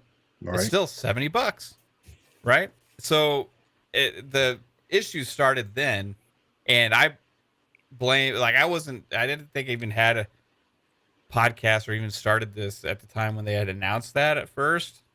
But I remember like listening to podcasts in the car, and I was listening to like Podcast Unlocked or like Easy Allies or Kind of Funny or something, and that the conversations all were like, hey, it's time. I'm not upset about it. It is what it is. They need to make their money. Is a game worth 70? I think so. It's not about that. It's about, do they need to? Whenever there's been inflation or increases in pricing in the past for a lot of these things, there's usually because it needs to go up, just like Right. supplies, right? Like supplies are Right. more expensive for this reason or whatever. Like it needs to go up. Instead, the only reason why they're charging more is because they can. So let me ask you guys, Fuzzy Math, chat. I got to read what the chat say about this one. So do you think PlayStation will be bold enough to say, hey, God of War, $50. You want that feature, pay that extra $10 just to get the feedback on the controller. No. Oh, Do you mean do for like no for for God of for War Ragnarok or no for? no no no no no. These older ones that's now coming to PlayStation, No, PC, I guess you. Have they they already announced the said pricing for they're Ragnarok? I think it's 50 and I'm it not Ragnarok, automatically but comes with the DualSense stuff on it. Okay. Yeah, because I'm wondering like would they actually charge that extra since it's all about you gotta pay the developers to implement these features. Mhm. I was just wondering that just hearing you guys talk about like what they charge the extra $10. Hey, Uncharted, $50, but you want that one feature? Spit out the extra 10 and it's yours, baby. No, You know, I think they know PC would be like, oh, you can keep that mess. or they would have it where they would mod it themselves and be like, guess what? We figured out how to do haptic feedback. Now we can use a PS5 controller on every game and have the feedback work. yeah. They know better. Yeah, but it is something to think about, because I mean I agree with you guys both. Because for me, it's like, and it ain't necessarily about the money. Let's be real. We all gamers. If you want this game, you're gonna find a way to get this game. You're gonna find a way to buy it, Mhm. whatever. If you want this DLC for this game, you're going to get this DLC rather, and a lot of people had their issues with DLCs. It's unfinished games. Y'all just adding the rest of the game to it or whatever the case might be. But if you want that DLC, you're going to buy it, regardless of it's $30, $20, $10. You're going to buy it. But it's like,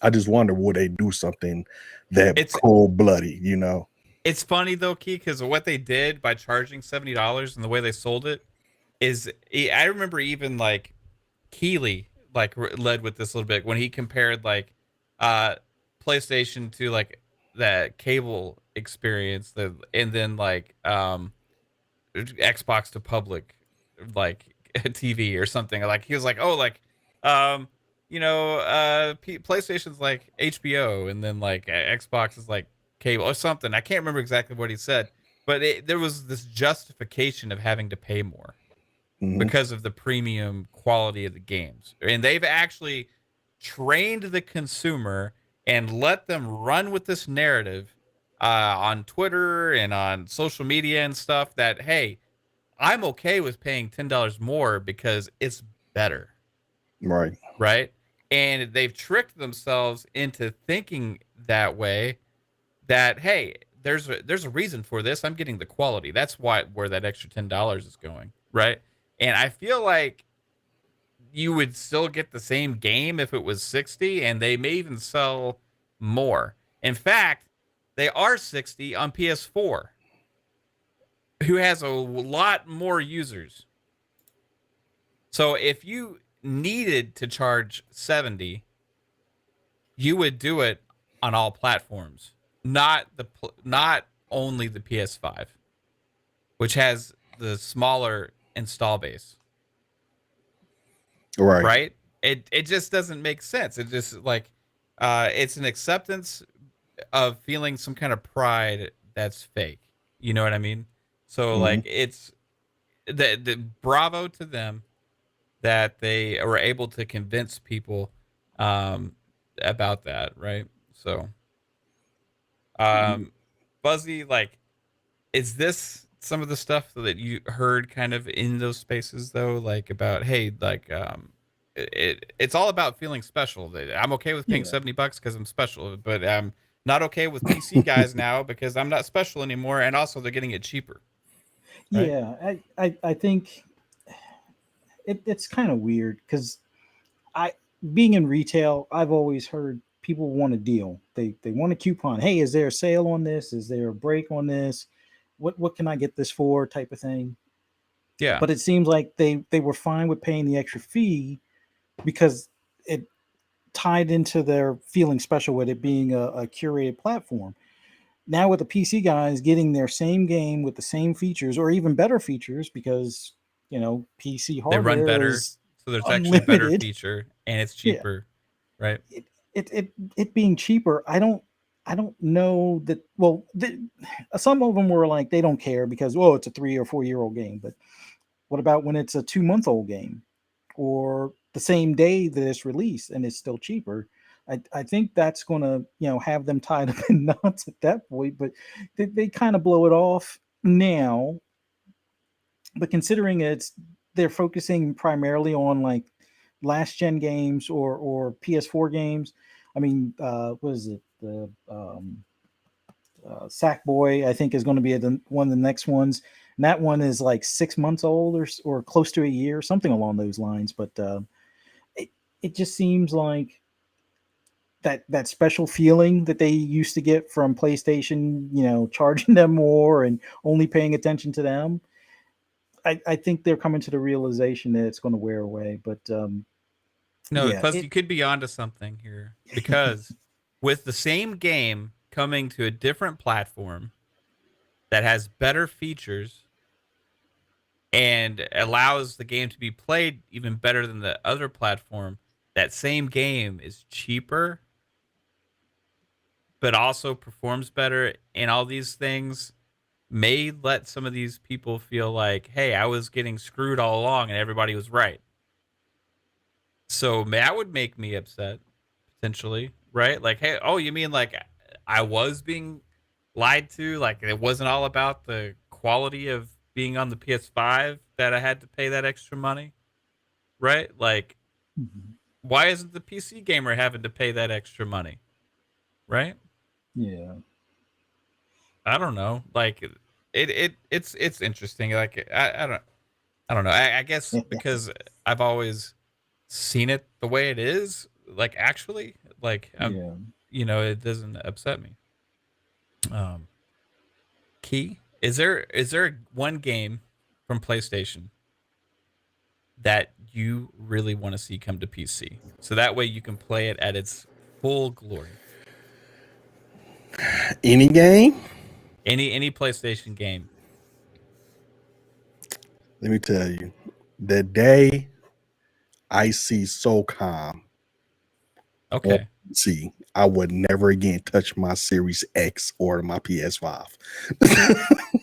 there you go. I So will you're just never like touch banning it. consoles altogether. Like, Because I mean that's just a game I love, and I'm tired of hearing rumors about it coming back. Like Yeah. if I can get back into SOCOM 2, I would definitely put a lot of time into that. Like, gosh, I can hear my wife yelling at me now. Like I will put a lot of time into that game, but that's why I say any game, absolutely SOCOM. SOCOM would be the way for me. yeah. Okay. What about you, Fuzzy? I'm keeping my fingers crossed that they eventually port over all the Gran Turismos. To me, that just especially if they can backdate it to like all the way to the PS3 ones or PS2 and stuff. Yeah, I know graphically those aren't all that great, but just the car collection aspect of it, some of the tracks that they haven't used in forever, just having that on PC, knowing the modding community and and being able to make paint schemes a little bit better in Photoshop as opposed to the in-game one. Yeah, that, that would give Forza a lot more rivalry as far as my free time, as far as me playing it. But yeah, I Gran Turismo definitely an old oldie. Uh, man, I'm probably one of the few people that really liked the Resistance series when it came out. So Yeah. I would love for that to come to PC as well. But I know the older games are going to look like older games, but I'm hoping at some point Insomniac, shakes the dust off of that IP and brings it back, and they put that on PC as well. Oh yeah, that's day one buy for me. Yeah. I'm kind of with you on the Gran Turismo, right? Like Mm-hmm. I'm a Forza guy, okay? Mm-hmm. I'm also a Gran Turismo guy. Like I Yeah. freaking love Gran Turismo, especially the older ones, right? Like Mm-hmm. I'm Yeah. hoping this next one coming out like gives me those feelings like from like Gran Turismo 4 and before, you Yeah. know. And I hope from everything I've seen, it is giving me those feelings now, right? Not. I know some people are gonna say, "Well, it looks like those games because of graphics." No, it looks beautiful to me. Like I've seen some things where people pointing out like some shots that they put in the trailer that I don't know why they took like a wide overview of a track where you're seeing a lot Mm-hmm. of stuff you're never going to see when you're racing. You know what I mean? But like from everything I've seen the trailer of like the cars themselves and like when you're actually on the track racing, everything looks really good to me. And then also the world, the hub design that they have kind of reminds me of the way that the Gran Turismo games used to be, you know? Yeah. So I'm really excited about that. And um am I equally excited about Forza Horizon 5? Yes, and also the next Forza Motorsport. Yes, I think they're all excellent games. But Oh I yeah. would say Gran Turismo could have some crazy potential on PC. Like if they brought that out there and they just unlocked a lot of tools, you know, for the Mm-hmm. community, I could see it going to some crazy places, and it would be pretty awesome to see that. So I would vote Gran Turismo, but I'm also like key man. SOCOM would be great, dude. As well, I could really see that working, you know. Um, Yeah. so there's lots of potential. You never know here. I think that PC adding that as a platform in which you're looking at and business interests from Sony has a lot of potential for maybe making some other decisions and having some more different types of games come out eventually in the future as well. I'm not talking about the short term. So, maybe like 4 or 5 years from now, we see something announced that like, oh, that may have not happened unless they were actually interested in the PC market, right? So, Yeah. we'll see. We'll see what happens. Xbox is doing that. They got Age of Empires came out as well. Really enjoying that. They revisited that franchise that's been dormant for what 15 years. Mm-hmm. You know. So I will say this too as well. PC gaming can be really frustrating.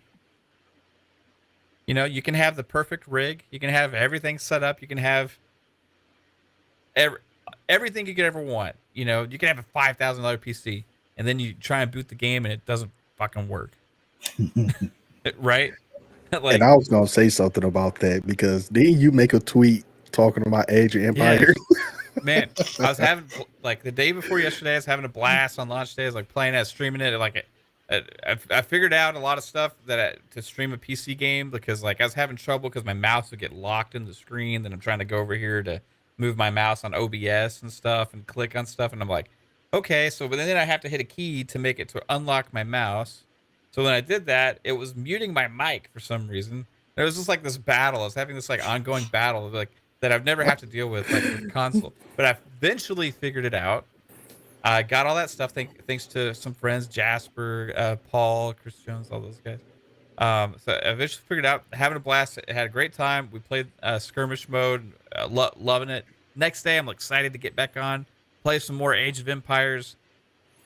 It says I click on it to launch it, and it says I got to download something called Xbox Game and Services.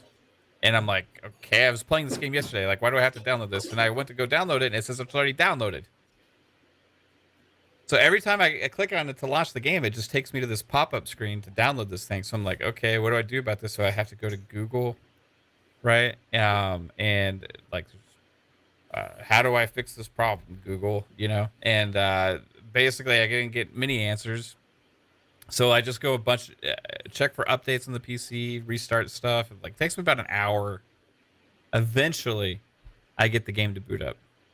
But like that's stuff you don't have to worry about on console. And that's what I was going to say. I meant to say that a couple minutes back. Like, I think that would be the biggest downfall to seeing some of these games on PC. Just dealing with the crashes and the no startups or updates, large updates, not installing properly.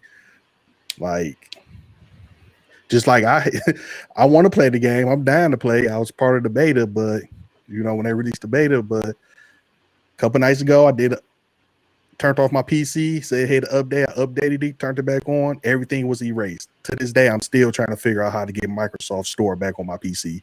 So I can't even get the game. Like, like I'm fighting to even get that back on. I had to literally reinstall everything. I had to delete, reinstall, delete, reinstall. And I spent 2 days literally deleting, reinstalling. And again, I can't even get the Microsoft Store on there. I can't even open up my Xbox app or nothing. So I had that problem before. I know exactly what you're talking about. The only way I was able to fix that key is I had to completely reinstall Windows. And that's what somebody told me. Like, that's your best bet. Either that or buy a new PC. Yeah. Like dealing with that kind of stuff is like a PC thing. It's like, drivers, like it's always a driver issue or, I was having to worry about my RAM usage, right? And my GPU usage because I was using OBS at the same time as playing the game. I'm like, okay, like, come on. Like, it sucks. I don't really want to have to worry about that. So I came to the conclusion I just need to go and get a 3090, and get a new PC. I literally told my wife about this. I literally told my wife that. She's like, well, what do you need? I'm like, a new PC.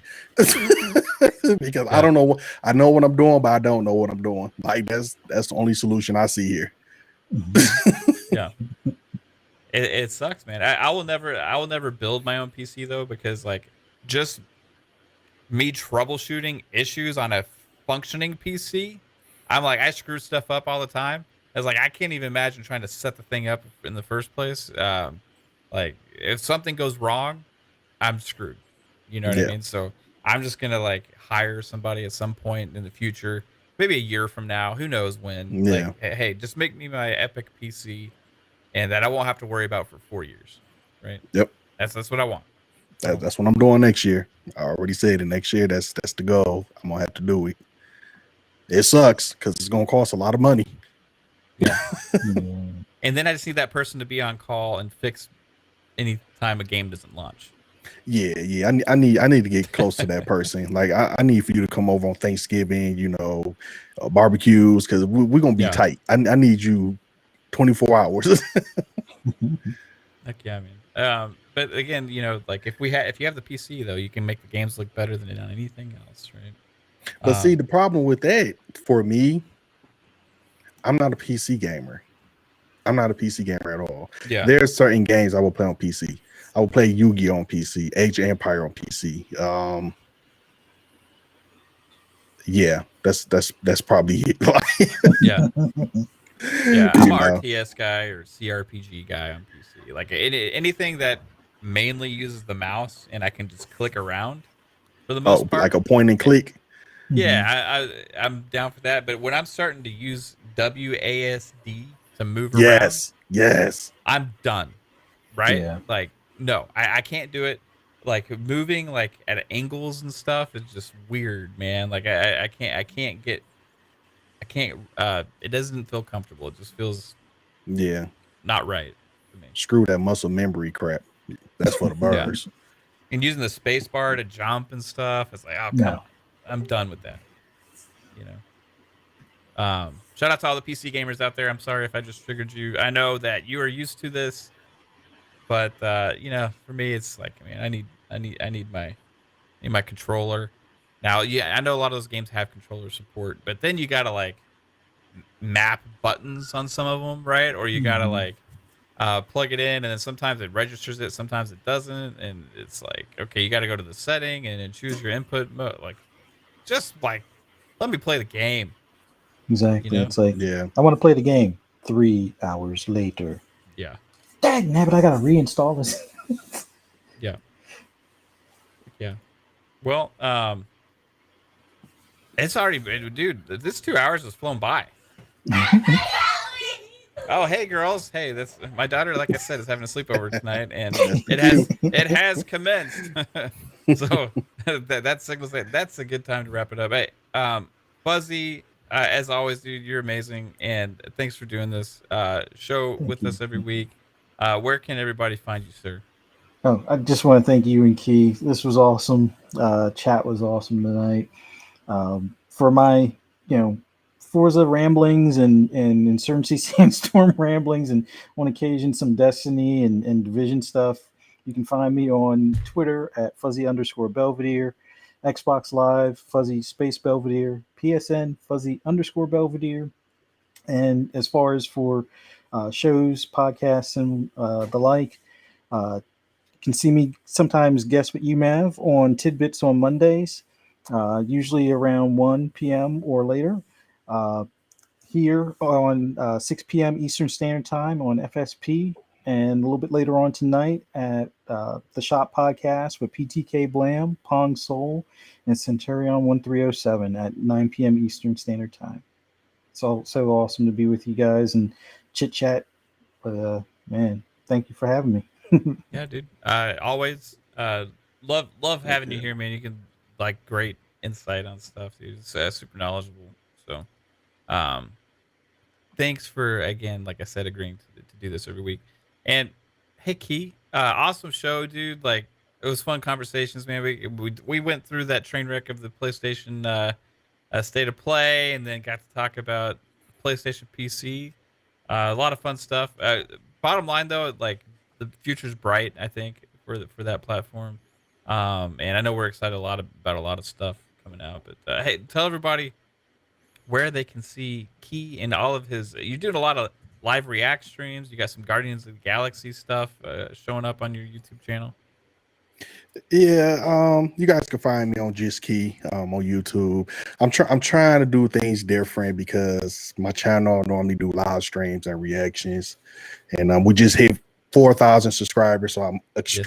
extremely happy Nice. off of that one. I figure, I want to branch off and start dropping walkthroughs because I have a busy schedule. My schedule will get crazy, and sometimes I can't finish a game that I start streaming. I just want to, for the most part, get it out there so people could see my reaction of playing certain games. But yeah, so you can find me over at Just Key. Got some things popping off next year. So hopefully my schedule will open up a lot more come January where I'll be able to do some of the stuff. Twitter, I'm always on Twitter talking crazy. That's just what I love doing. Talking Mhm. crazy. So you can find me on Twitter, Gaming Key over there as well. I'm more active on that than I am on anything else, just about. And yeah, so shout out to the chat. Thank you guys for always coming in here, showing love and support. Especially to my homie Mav here, man. Thank you for allowing me and Fuzzy to be part of the show, part of the family. And yeah, man, I'm having fun. I'm having fun with this. Yeah, okay, dude. I'm excited for the show every week, so I really look forward to it. Um, just like our other shows, but like I think this like brings a different flavor too with Fuzzy and you, like different uh conversation, right? So it's absolutely awesome. And congrats on 4K. Key is here in 4K, everybody. Um, so congrats to you again on that, Nice. dude. I That's awesome, appreciate man. it. So. Thank you. But yeah, guys, stay tuned for all the stuff coming up on Fun Speculation here on YouTube. Like Fuzzy said, next time. Besides that, you'll probably see me streaming something. I'm not gonna lie, I'll be streaming something. I don't know what it is, but besides that, Tidbits is on Monday, and we're gonna break down the games coming out for the week. We got Wednesdays. You got Fun Pop for movies, TV shows, Marvel, DC, Star Wars, all that fun stuff.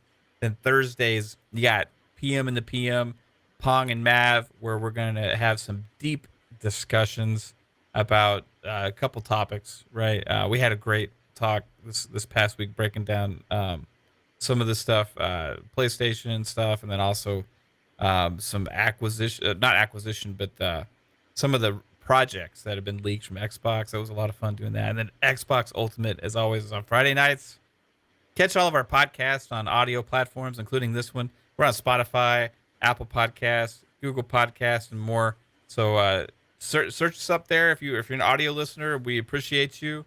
This is a new show, so it's always interesting to see like what kind of audience you're going to gather, right? Who's going to listen where and everything. So appreciate everybody for all of the support. All of you appreciate it in the chat, hanging out.